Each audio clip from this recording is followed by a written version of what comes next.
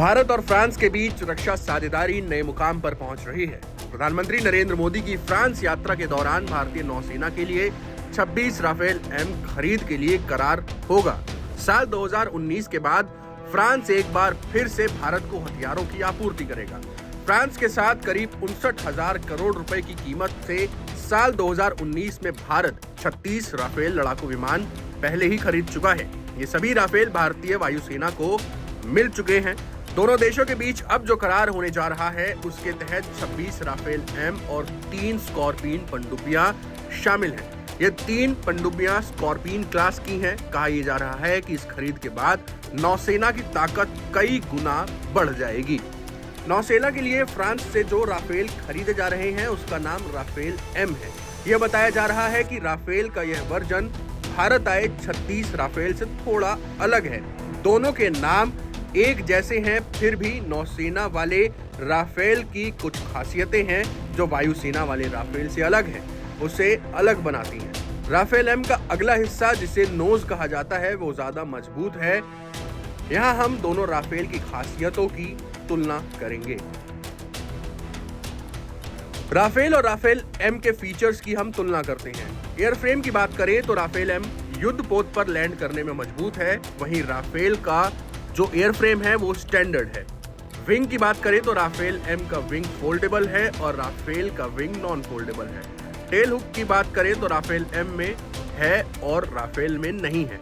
Radar की बात करें तो राफेल एम का रडार मैरीटाइम के अनुरूप उन्नत है और जो राफेल है वो स्टैंडर्ड रडार के साथ है। वेपन्स की बात करें तो राफेल एम में एंटी शिप मिसाइल और ज्यादा दूर तक के हथियार लगे हैं, वहीं राफेल में स्टैंडर्ड रेंज के हथियार हैं। मिशंस की बात करें तो राफेल एम युद्धपोत से अभियान करता है और जो राफेल है वो हवाई युद्ध और जमीन पर हमले में पारंगत है। युद्धपोतों पर तैनात करने और यहां से अभियान चलाने के उद्देश्य से राफेल का यह वर्जन तैयार किया गया है। भारतीय नौसेना के विमानवाहक युद्धपोत INS विक्रांत और INS विक्रमादित्य पर MiG-29 पहले से तैनात है। अब इन पर राफेल एम की भी तैनाती होगी। विमानवाहक युद्धपोतों से अभियान चलाने के लिए राफेल एम में कई बदलाव किए गए हैं, जैसे कि युद्धपोत पर लैंडिंग करने के लिए इसके पहियों को ज्यादा मजबूत बनाया गया है। लैंडिंग के लिए टेल हुक भी है। इसमें युद्धपोत आधारित एक माइक्रोवेव लैंडिंग सिस्टम भी है। बदलाव से गुजरने की वजह से राफेल एम का वजन वायुसेना वाले राफेल से थोड़ा ज्यादा है।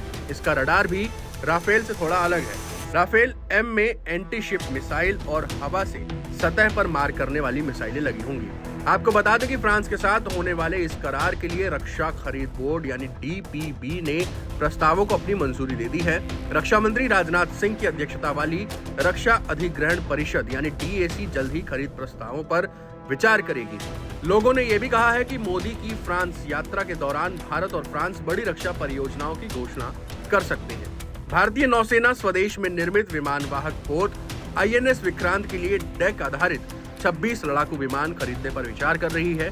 नौसेना ने एक लंबी प्रक्रिया के बाद खरीद के लिए बोइंग के FA-18 सुपर हॉर्नेट और फ्रांसीसी एरोस्पेस कंपनी डसॉ एविएशन के राफेल एम विमान का चुनाव किया था। पता चला है कि राफेल एम के नाम पर मुहर लग गई है। Times now Navbharat digital originals की रिपोर्ट।